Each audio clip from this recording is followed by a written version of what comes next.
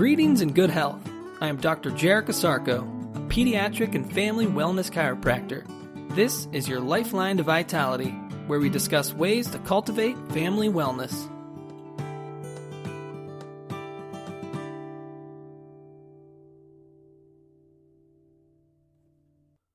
Welcome back to another edition of your Lifeline to Vitality. Today, let's talk about primitive reflexes. Have you or someone you know ever been diagnosed with retained primitive reflexes? What does this diagnosis mean? Can it be fixed? If it can, how does one unretain these primitive reflexes? I like to first break down the words of the term to get at their root meaning before we delve further into their implications. The word retained means to keep or to hold back. The word primitive means original or first of its kind. And finally, the word reflex means a bending back to.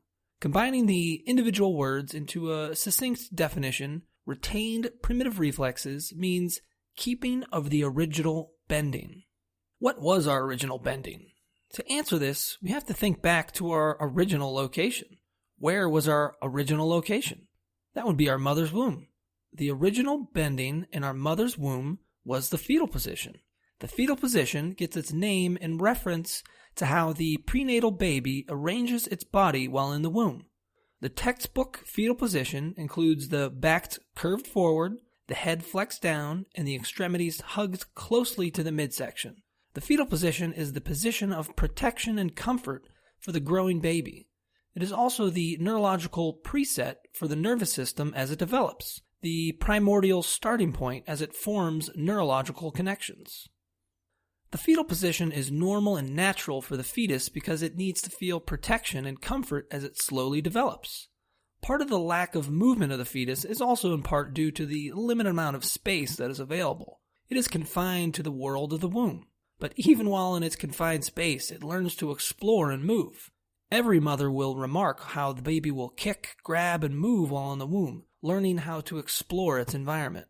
While the fetal position is normal for when we are in the internal natural womb, it should not be the default position when we are in the external natural world. As we grow and the brain develops, we naturally lose the majority of our primitive reflexes. That's because we no longer need to be in a state of complete protection. New neural connections and pathways link up as we extend outside ourselves, out of our infancy and into adolescence and then adulthood. So how can primitive reflexes get retained?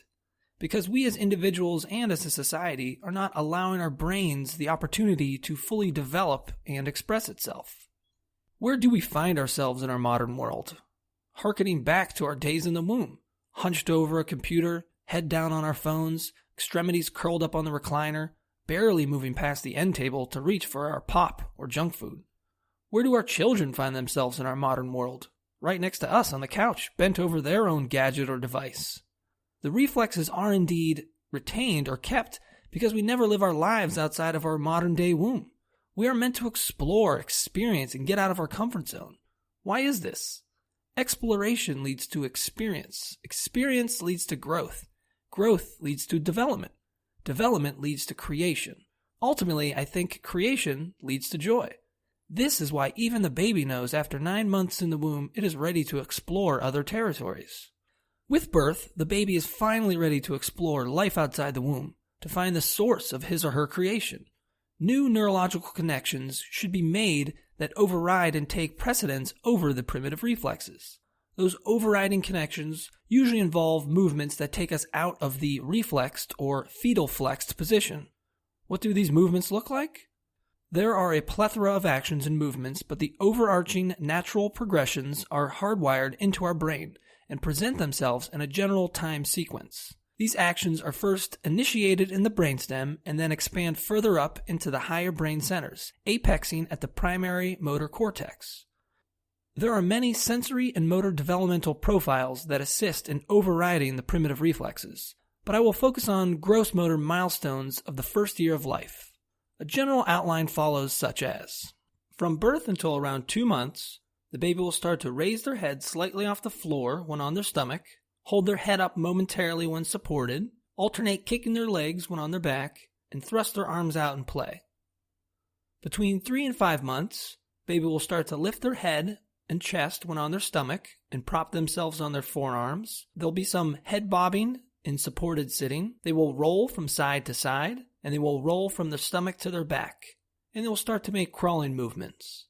From 6 to 8 months, they'll start to reach for objects on their stomach, pivot around on their stomach, pull themselves forward on their stomach, roll from their back to their stomach, and move from a sitting to a lying position on their stomach. From 9 to 11 months, they will start to sit alone with trunk rotation. They will pivot and scoot while in the sitting position. They'll start to pull to stand, pull themselves up. They will also stand alone momentarily. From around 12 to 15 months, they'll begin walking on their knees. They will start to walk independently without support. They will start to creep upstairs. They will also be able to start, stop, and turn without falling while walking. They will also crawl up on chairs or on furniture and begin the motions of running. Stifling or preventing these movements, especially during infancy, can have lasting negative effects. Trying to restrict and or persuade these motor patterns is a major cause in the retention of the primitive reflexes. Restrictive products such as lounging pillows and fixed foam seats cater to the flex position and actually prevent extension movements. Persuading objects such as bouncers, jumpers, and walkers try to force developmental motor patterns on infants' bodies not yet ready for the stresses that they bring. It is a natural impulse for parents to want the best for their children and to stay ahead of the curve. This tendency is exploited and misguided by companies that make these restrictive and persuasive devices. The novelty of the product can help generate sales for the company, but at what cost to the child's development?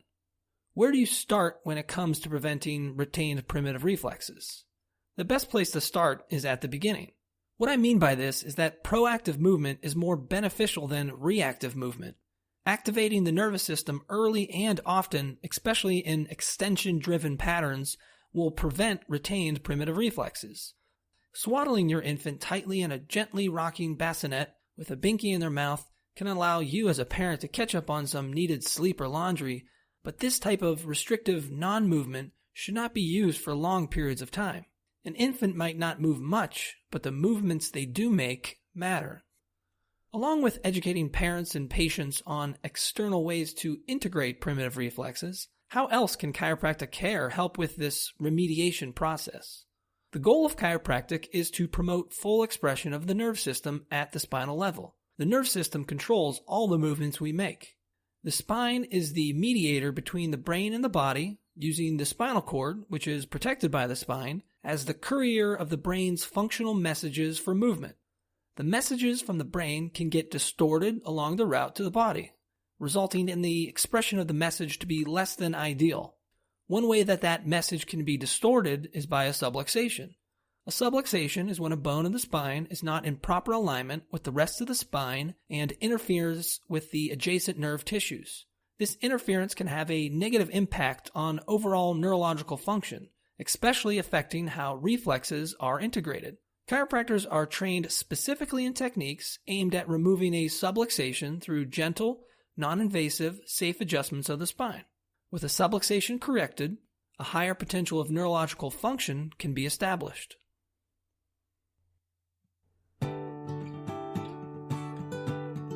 Thank you for listening. For even more information on how chiropractic can benefit you and your family, please check out my website, ohiospecific.com. That's ohiospecific.com. Until next time, remember to keep your head cool, feet warm, and your mind busy.